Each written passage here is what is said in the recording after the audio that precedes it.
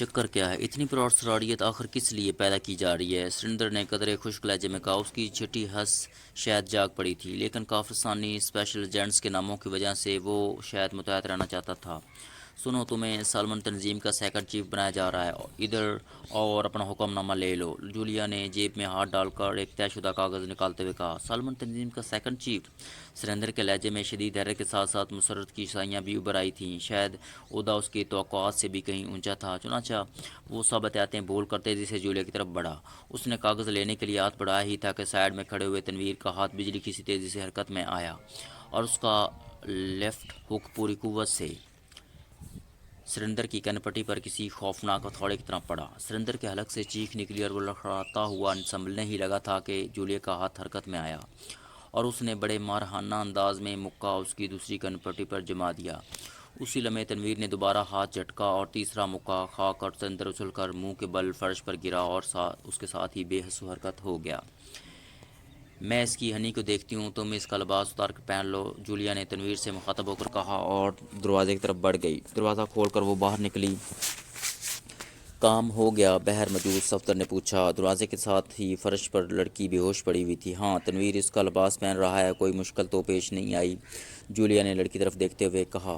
ارے نہیں، یہ دروازے کے ساتھ لگی کھڑی تھی، میں نے باہر آتے ہی ایک ضرب لگائی اور یہ ٹیں ہو گئی۔ میں نے اسے ہاتھوں میں سنبھال کر نیچے لٹا دیا، ورنہ گرنے کا دھماکہ سن کر سرندر چکنا ہو سکتا تھا۔ صفدر نے سر ہلاتے ہوئے کہا۔ میرے خیال میں یہاں ان دونوں کے علاوہ اور کوئی نہیں رہتا، جولیا نے ادھر ادھر دیکھتے ہوئے کہا اور صفدر نے سر ہلا دیا۔ چند لمحوں بعد تنویر نے دروازے میں آ کر انہیں اندر سے بلا لیا۔ اسے بھی اٹھا کر اندر لے آؤ صفدر، کہیں یہ بہر اچانک بے ہوش نظر نہ آ جائے، جولیا نے صفدر سے کہا، اور خود دروازے کی طرف بڑھ گئی۔ تنویر نے سرندر کا لباس پہن لیا تھا اور سرندر کو اس نے اپنا لباس بنا دیا تھا وہ عریاں نہ رہے۔ صفدر بھی میڈم کو اٹھا کر اندر لے آیا اور اسے سرندر کے ساتھ لٹا دیا۔ تنویر، تم جلدی سے میک اپ کرو اور پھر باہر جا کر ساتھیوں کو یہاں لے آؤ، اور صفدر تم رسیاں ڈھونڈو اور ان دونوں کو اچھی طرح باندھ دو، ان دونوں کو منہ میں رومال ٹھونس دینا تاکہ یہ ہوش میں آ کر شور نہ مچا سکیں، جولیا نے ہدایت دیتے ہوئے کہا، اور پھر وہ خود اطمینان سے سائیڈ میں پڑی ہوئی ایک کرسی پر بیٹھ گئی۔ اس نے جیب میں موجود B4 ٹرانسمیٹر نکال کر ساتھ والی کرسی پر رکھ دیا۔ ظاہر ہے اب ان کا آئندہ انتقام عمران کی کال پر ہی منحصر تھا، اور عمران کی کال کس وقت آتی اس کا انہیں کوئی علم نہ تھا۔ دوسری طرف عمران نے شام کو ہی پٹانی پوائنٹ میں ایک عام آدمی کے روپ میں جا کر ساری معلومات حاصل کر لی تھیں۔ اسے معلوم ہو گیا تھا کہ پٹانی پوائنٹ دراصل سالمن تنظیم کے ہیڈ کوارٹر کی حفاظتی چوکی ہے، اور اس حفاظتی چوکی کا اصل انچارج سرنڈر ہے، لیکن سرنڈر کو بھی ہیڈ کوارٹر میں جانے کی اجازت نہیں تھی۔ اس کے ساتھ کنگ کوبرا کا واسطہ صرف ٹرانسمیٹر کے ساتھ ہی رہتا تھا، اس لیے اگر پٹانی پوائنٹ میں کوئی گڑبڑ ہوتی یا ادھر سے کوئی پارٹی ہیڈ کوارٹر کی طرف بڑھتی تو سرنڈر ٹرانسمیٹر کے ذریعے ہیڈ کوارٹر اطلاع کر دیتا تھا، اور اس طرح ہیڈ کوارٹر مزید محتاط ہو جاتا، جبکہ اس پارٹی کو سرنڈر کے آدمی ہی آگے نہ بڑھنے دیتے تھے۔ انہی معلومات کی بنا پر عمران نے B4 ٹرانسمیٹر پر جولیا کو مکمل اور تفصیلی ہدایات دے دی تھیں کہ وہ قبرستانی اسپیشل ایجنٹس کے روپ میں سرنڈر کے پاس پہنچے اور پھر سرنڈر کی جگہ تنویر لے لے۔ اس طرح ان کی پٹانی پوائنٹ میں موجودگی اور پھر وہاں سے آگے بڑھنے کی اطلاعات ہیڈ کوارٹر کو نہ ہو سکیں گی۔ وہ خود سرنڈر سے شاکانہ کے حوالے سے ملا تھا، اس لیے وہ سرنڈر سے باتوں ہی باتوں میں خاصی معلومات حاصل کرنے میں کامیاب ہو گیا تھا۔ اسے اتنا اشارہ مل گیا تھا کہ ہیڈ کوارٹر میں داخلے کے دو راستے ہیں، ایک بڑا راستہ جو براہ راست چیف باس کی ہدایت پر کھلتا ہے اور اسے مکمل طور پر کمپیوٹر کنٹرول کیا گیا ہے۔ اس راستے سے خوراک، اسلحہ اور بڑی گاڑیاں ہیڈ کوارٹر میں جاتی ہیں اور کمپیوٹر کے ذریعے ان کی مکمل تلاشی لی جاتی ہے، جبکہ دوسرا راستہ ہیڈ کوارٹر میں موجود افراد کی خفیہ طور پر آنے جانے کے لیے بنایا گیا ہے۔ یہ راستہ جنگل کے اندر سے ایک سرنگ نما راستہ ہے جو پٹانی پوائنٹ سے کچھ فاصلے پر پہلی پہاڑی میں کہیں واقع ہے۔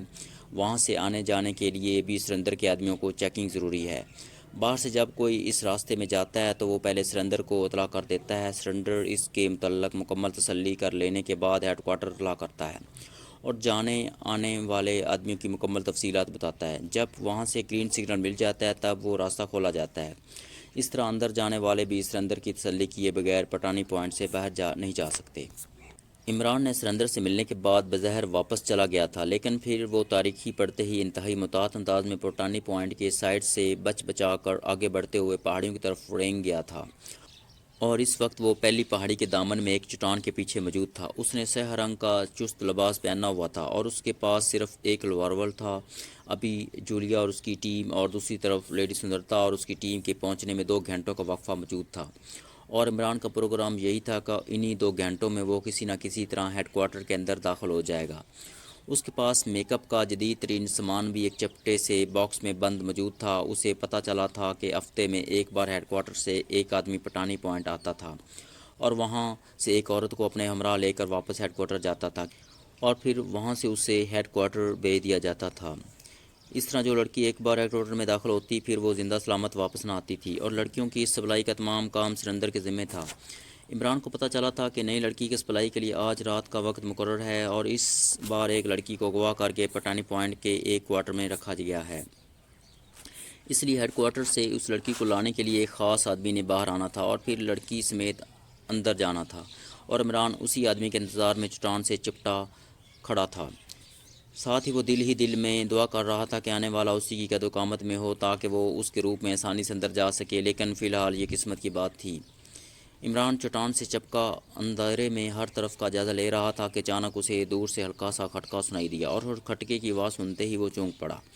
اس کی نظریں تیزی سے اس طرف گھوم گئی جہاں سے اسے اندھیرے میں کھٹکے کی آواز سنائی دی تھی، اور دوسرے لمحے اس کے حلق سے ایک طویل سانس نکل گیا۔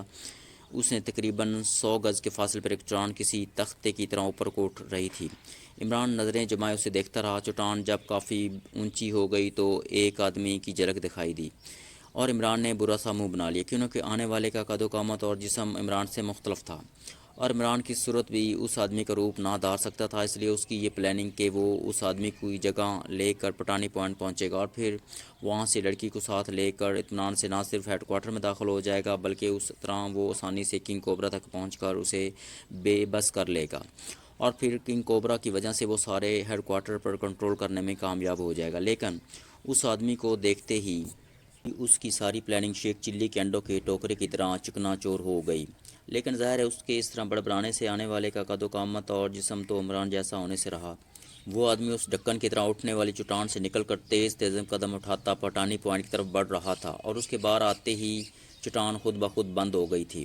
عمران نے دیکھا کہ جس راستے پر وہ چل رہا تھا وہ اس چٹان کے پاس سے ہو کر پٹانی پوائنٹ کی طرف جاتا تھا جس کے پیچھے عمران چھپا ہوا تھا۔ چنانچہ عمران کسی شکاری چیتے کی طرح محتاط ہو گیا۔ اسے یہ بھی خطرہ تھا کہ کہیں ہیڈ کوارٹر کے اندر سے باہر کا ماحول کسی سکرین پر چیک نہ کیا جا رہا ہو، اس لیے وہ حت الوسیع چٹان سے باہر نکلنے سے گریز کر رہا تھا۔ آنے والا تیز تیز قدم اٹھاتا چٹان کی طرف آ رہا تھا۔ آنے والے کے جسم پر فوجی وردی موجود تھی، اس کی چال میں ہی فوجی انداز کی تھی، اس لیے عمران نے اندازہ لگا لیا تھا کہ یہ ہیڈ کوارٹر میں یقیناً کافرستانی فوجیوں کو رکھا گیا ہے تاکہ کسی بھی ایمرجنسی میں ان سے کام لیا جا سکے۔ ایسے مشن پر بھیجے جانے والے فوجی چونکہ پوری طرح تربیت یافتہ ہوتے ہیں، اس لیے وہ اور زیادہ محتاط ہو گیا۔ آنے والا اب قریب پہنچ چکا تھا۔ عمران نے سانس روک لیا، پھر جیسے ہی آنے والا چٹان کے ساتھ گھومتا ہوا آگے بڑھا، عمران نے یخت خلق شکاری چیتے کے سے انداز میں اس پر چھلانگ لگائی۔ دوسرے لمحے وہ بجلی کی سی تیزی سے اسے اپنے ہمراہ لیتے ہوئے چٹان کے پیچھے آ گرا۔ نیچے گرتے ہی عمران سانپ کی سی تیزی سے پلٹا، اور آنے والا جو شاید ابھی تک ذہنی طور پر سنبھل ہی نہ سکا تھا، پٹخنی کھا کر سر کے بل کلا بازی کے سے انداز میں الٹ کر چٹان کے ساتھ ٹکرایا، اور اس کے ساتھ ہی اس کا جسم بری طرح تڑپا کیونکہ عمران نے اسے پلٹا کر چٹان کے ساتھ ٹکراتے ہوئے اس کی دونوں ٹانگوں پر جو آگے جھک گئی تھیں پر اپنے پورے جسم کا بوجھ ڈال دیا تھا، جبکہ اس کے پیروں نے اس کے سر کو چٹان کے ساتھ دبا کر رکھ دیا تھا۔ چنانچہ نتیجہ اس کی توقع کے عین مطابق نکلا۔ ایک لمحے کے 11ویں حصے میں آنے والے کی دونوں ٹانگیں اس کے کولوں کے جوڑ سے اکڑ گئیں، اور عمران اچھل کر پیچھے ہٹا تو وہ آدمی کراہتا ہوا پیٹ کے بل زمین پر گرا اور اس کی دونوں ٹانگیں سیدھی ہو گئیں۔ اس کے باقی جسم نے تڑپ کر اٹھنے کی کوشش کی، لیکن عمران اس کے نیچے گرتے ہی ایک بار پھر بجلی کی سی تیزی سے آگے بڑھا، اور پھر اس کی پشت پر بیٹھ کر اس نے دونوں ہاتھوں سے اس کا سر پکڑا اور اسے تیزی سے دائیں بائیں یوں جھٹکے دیے کہ وہ بیچارہ چیخنے کی بھی فرصت حاصل نہ کر سکا۔ عمران کے دونوں ہاتھ مشین سے بھی زیادہ تیز چل رہے تھے، اور اس نے ہاتھ اس وقت روکے جب اسے اپنے نیچے موجود جسم کے بے حس و حرکت ہو جانے کا یقین ہو گیا۔ گردن کو اس انداز میں مسلسل دائیں بائیں جھٹکے دینے کا نتیجہ یہ ہوا کہ وہ آدمی پوری طرح سانس لینے میں ناکام رہا اور بے ہوشی کی دلدل میں ڈوبتا گیا۔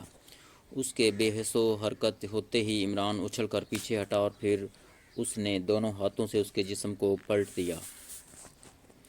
اب وہ آدمی پشت کے بل اس کے سامنے زمین پر بے ہوش پڑا ہوا تھا۔ عمران نے سب سے پہلے تو انتہائی پھرتی سے اس کی تلاشی لی اور پھر اس کے لباس سے سارا سامان اس نے نکال لیا۔ اس کی جیبوں سے ایک سرخ رنگ کا شناختی کارڈ نما کارڈ بھی نکلا تھا۔ عمران نے جیب سے پینسل ٹارچ نکالی اور چٹان کی اوٹ میں ہو کر اسے جلایا اور کارڈ پر روشنی ڈالی۔ کارڈ پر نام کی جگہ راجیش لکھا ہوا تھا اور ساتھ ہی ایک کوڈ نمبر بھی B1160۔ کارڈ پر کوئی فوٹو وغیرہ نہ تھا، البتہ کارڈ کے کنارے پر کمپیوٹر چیکنگ کے لیے پنچنگ کے مخصوص سوراخ موجود تھے۔ عمران نے دوسرے سامان کی چیکنگ کی تو اس میں سگریٹ کیس، لائٹر، ایک جدید ساخت کا ریوالور اور اس کے ساتھ ہی ایک گائیگر نما آلہ تھا، لیکن بظاہر گائیگر نظر آنے والے اس چھوٹے سے آلے کی ساخت گائیگر سے قدرے مختلف تھی۔ عمران ٹارچ کی روشنی میں اس آلے کی ساخت کو بغور دیکھتا رہا اور پھر اس کے حلق سے ایک طویل سانس نکل گئی۔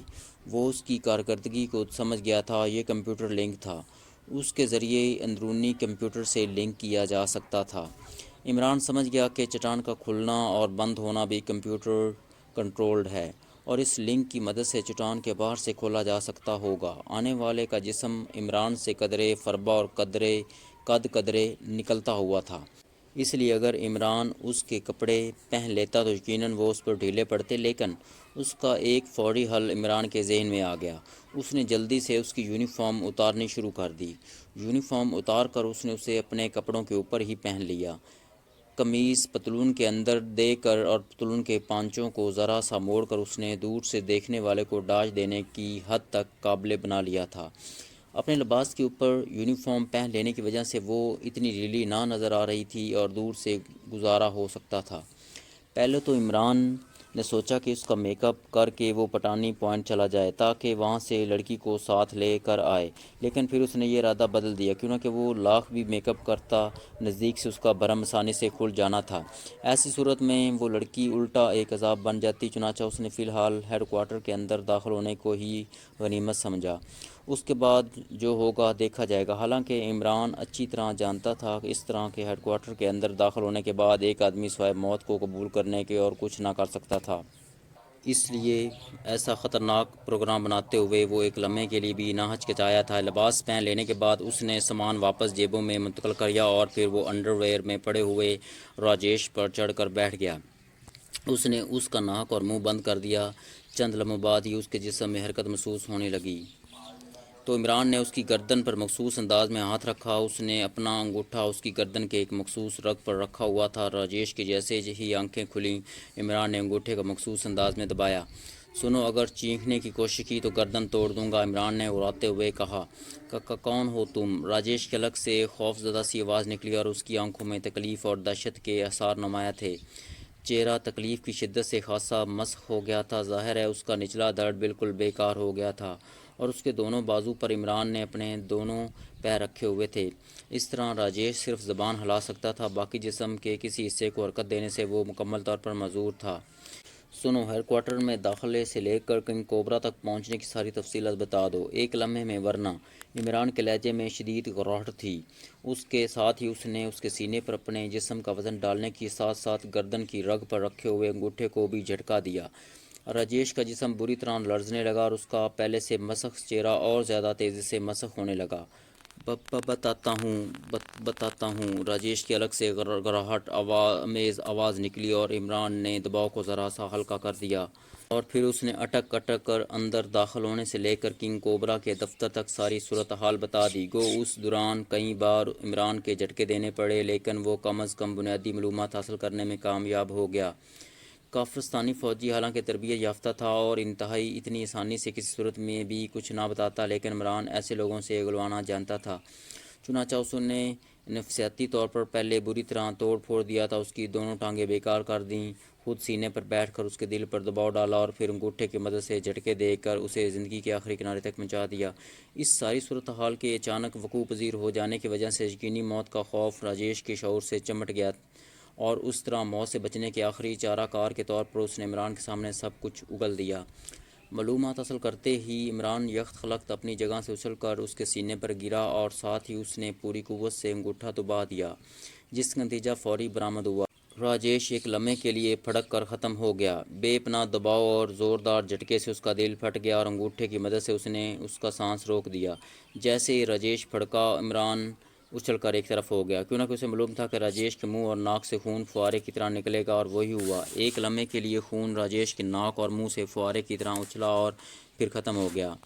عمران اب اطمینان سے کھڑا تھا، کیونکہ اس نے معلوم کر لیا تھا کہ ایسی کوئی مشین اس راستے پر استعمال نہیں کی جاتی جس سے اندر سے باہر کا منظر دیکھا جا سکا، اور وہ چند لمحے غور سے اس چٹان کو دیکھتا رہا۔ یہاں سے ہیڈ کوارٹر کے اندر جانے کا راستہ تھا۔ یہ راستہ یقینی موت کی طرف بھی جا سکتا تھا اور کامیابی کی طرف بھی۔ اگر عمران کی جگہ کوئی اور ہوتا تو کبھی بھی یہ اندھا رسک نہ لیتا، لیکن عمران جیسی باتوں سے ہمیشہ بے نیاز رہا تھا۔ اس بار بھی وہ مضبوط قدموں سے یعنی یقینی موت کی طرف بڑھنے لگا۔ اس نے جیب میں ہاتھ ڈال کر کمپیوٹر لنک نکال لیا۔ چٹان کے قریب پہنچ کر اس نے لنک کو باہر نکال کر اس کا بٹن پریس کر دیا۔ چند لمحوں تک تو وہ کچھ نہ ہوا، لیکن پھر چٹان کا ڈھکن خود بخود اوپر اٹھنے لگا اور عمران کے لبوں پر اطمینان بھری مسکراہٹ رنگ گئی۔ وہ دشمنوں کے ناقابل تسخیر قلعے میں پہلا شگاف ڈالنے میں کامیاب ہو چکا تھا۔ چٹان کھلتے ہی وہ اس کے اندر گہرائی میں جانے والی سڑک پر چلتا ہوا آگے بڑھتا گیا۔ سامنے ایک ٹھوس چٹان نظر آ رہی تھی۔ عمران چٹان کے قریب پہنچ کر رکا، اور پھر اس نے جیب سے راجیش کا کارڈ نکال کر اسے چٹان کے ساتھ یوں چپکا دیا جیسے دیوار کے ساتھ پوسٹر چسپاں کیا جاتا ہے۔ دوسرے لمحے کھٹاک کی آواز کے ساتھ ہی چٹان میں ایک خانہ کھلا اور کارڈ اس کے اندر غائب ہو گیا۔ چند لمحوں بعد وہی خانہ دوبارہ کھلا اور کارڈ واپس باہر آ گیا۔ عمران نے اسے پھرتی سے اٹھا لیا اور اس کے ساتھ ہی چٹان درمیان سے دو حصوں میں تقسیم ہو کر دائیں بائیں تھوڑی سی سمٹ گئی اور گزرنے کے لیے راستہ بن گیا۔ آگے ایک برآمدہ نما مختصر سی راہداری تھی۔ عمران نے ایک بار پھر لنک کا بٹن پریس کیا اور اپنا انگوٹھا اس کے اوپر رکھے رکھا۔ اس کے ساتھ ہی وہ راہداری میں داخل ہوا اور تیز تیز قدم اٹھاتا آگے بڑھتا گیا۔ اسے راجیش بتا چکا تھا کہ اس راہداری سے گزرتے ہوئے کمپیوٹر گزرنے والے کی مکمل چیکنگ کرتا ہے، اور اس ظاہر ہے عمران راجیش نہیں تھا، اس لیے لازماً وہ اس راہداری میں پھنس جاتا۔ لیکن عمران جیسا ذہین کمپیوٹر سے کب مار کھانے والا تھا۔ اس نے لنک کا بٹن پریس رکھ کر کمپیوٹر کو الجھا دیا، جس کا نتیجہ یہ ہوا کہ کمپیوٹر مطلوبہ نتائج تک پہنچنے میں کامیاب نہ ہو سکا، اور عمران چند ہی قدم اٹھانے کے بعد خطرناک ترین مرحلہ پار کر گیا۔ راہداری کے اختتام پر ایک کمرہ تھا۔ عمران جب اس کمرے میں پہنچا تو اس نے ایک طویل سانس لیا، کیونکہ اس کمرے کا دروازہ کھلنے کے بعد صحیح معنوں میں وہ ہیڈ کوارٹر میں داخل ہو جاتا۔ وہ دروازے کے سامنے ایک لمحے کے لیے رکا۔ یہ دروازہ فولادی چادر کا بنا ہوا تھا اور دوسری طرف سے بند تھا۔